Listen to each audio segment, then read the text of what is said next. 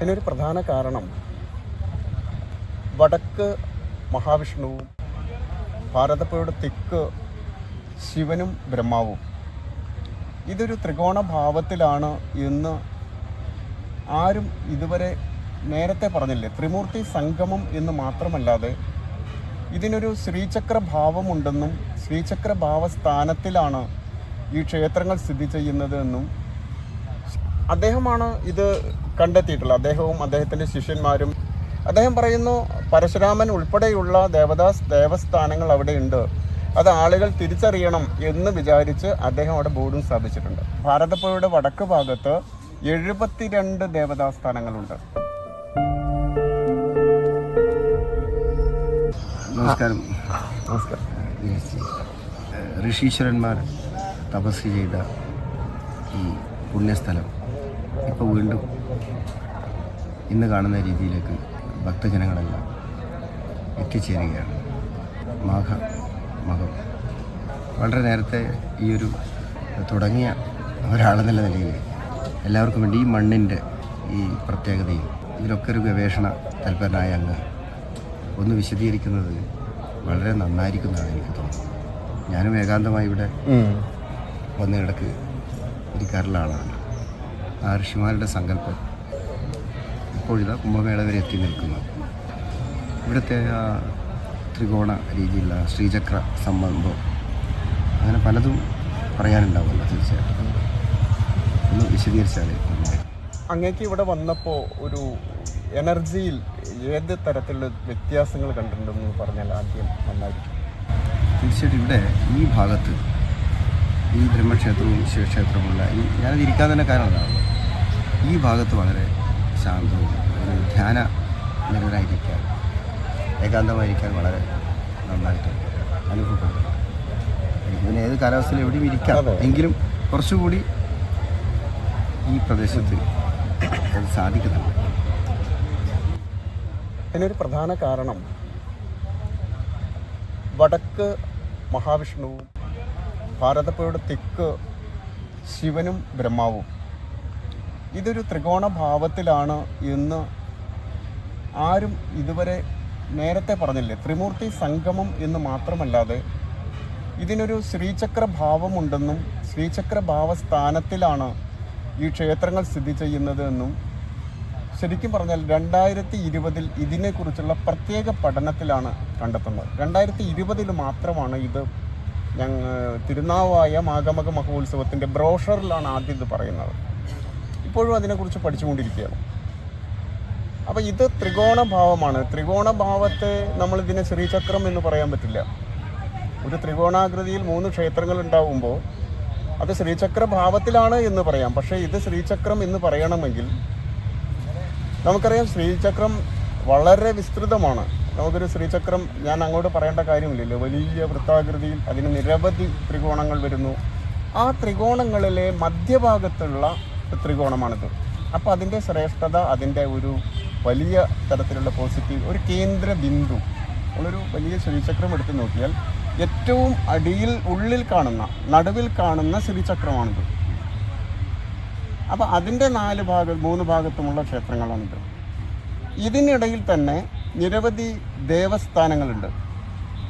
ഈ കുംഭമേളയ്ക്ക് എത്തിയ ഒരു സന്യാസി, അദ്ദേഹം പ്രായമുള്ള ഒരാളാണ്, അദ്ദേഹമാണ് ഇത് കണ്ടെത്തിയിട്ടുള്ളത്. അദ്ദേഹവും അദ്ദേഹത്തിൻ്റെ ശിഷ്യന്മാരും 2 ദിവസത്തോളം ഈ പ്രദേശം മുഴുവൻ, ഈ ഭാരതപ്പുഴയുടെ ത്രികോണ ഭാവത്തിലുള്ള ആ സ്ഥലം മുഴുവൻ കണ്ട് അവിടെ വെച്ച് അദ്ദേഹം, നമ്മളിപ്പോൾ തവനൂർ കടവിൽ നിന്നും തിരുനാവായയിലേക്ക് നമ്മൾ പോകുന്ന ആ വഴിയിൽ വിവിധ ബോർഡുകൾ കാണാം.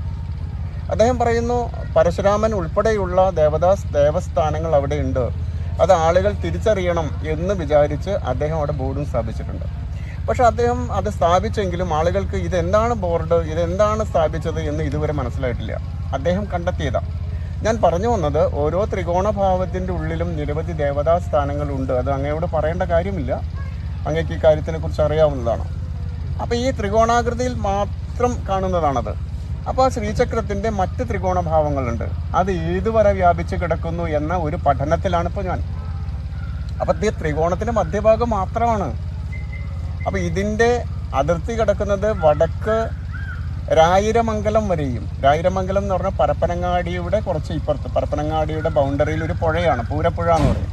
പൂരപ്പുഴയുടെ തെക്ക് ഭാഗത്തും പടിഞ്ഞാറ് കടൽ, കിഴക്ക് ക്ലാരി എന്ന് പറയുന്നൊരു സ്ഥലമുണ്ട്. ക്ലാരി.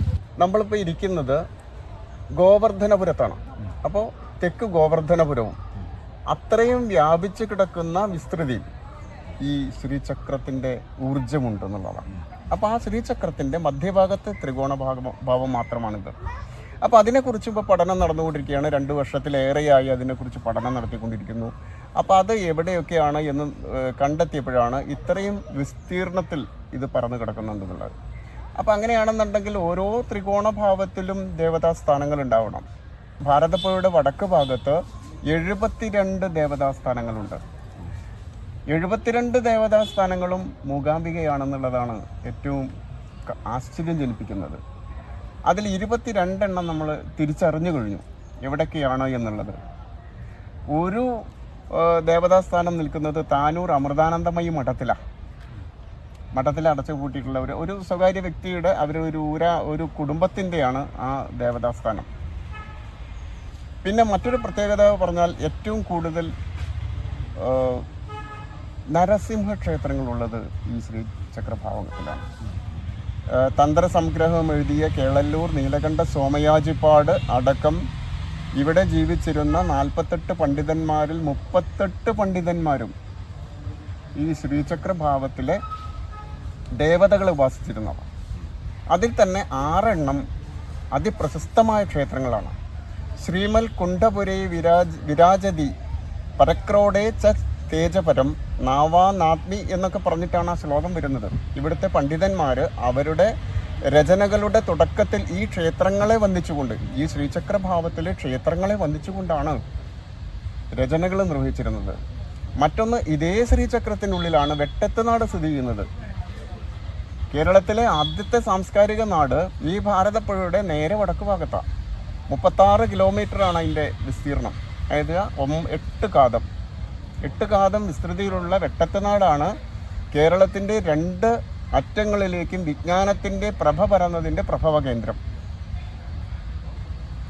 പ്രശസ്തരായ അനവധി ആളുകൾ, ഇപ്പോൾ ശങ്കരാചാര്യ സ്വാമികളുടെ ശിഷ്യൻ പത്മപാദാചാര്യർ ഈ ശ്രീചക്രഭാവത്തിലുള്ള വെട്ടം വേമണ്ണയിലുള്ള മുല്ലപ്പള്ളിയിലാണ് ജനിച്ചതെന്ന്. അത് പറയുന്നത് കൊടുങ്ങല്ലൂർ കുഞ്ഞുകുട്ടൻ തമ്പുരാൻ അദ്ദേഹം പറയുന്നുണ്ട്. പത്മപാദാചാര്യനെ കുറിച്ചുള്ള വലിയൊരു പദ്യത്തിൽ പറയുന്നുണ്ട്. പത്മപാദാചാര്യർ അദ്ദേഹം വിഷ്ണു ശർമാക്യൻ എന്നിട്ടായിരുന്നു അദ്ദേഹത്തിൻ്റെ പേര് എൻ്റെ ഓർമ്മ പദ്യത്തിൽ പറയുന്നത്.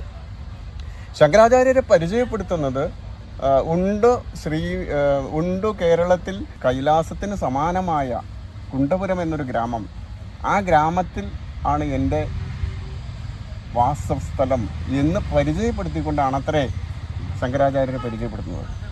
അപ്പോൾ ശങ്കരാചാര്യ സ്വാമികൾ ഇവിടെയാണ്, ശങ്കരാചാര്യരുടെ ശിഷ്യൻ പത്മപാദാചാര്യരുടെ സ്ഥലം ഇവിടെയാണ്. ഈ ഒരു വിശേഷം കൊണ്ട് തന്നെയാണ് തോടകാചാര്യ സ്വാമികളുടെ മഠം, തൃക്കൈക്കാട്ട് മഠം ഈ ശ്രീചക്രഭാവത്തിനുള്ളിലാണ്.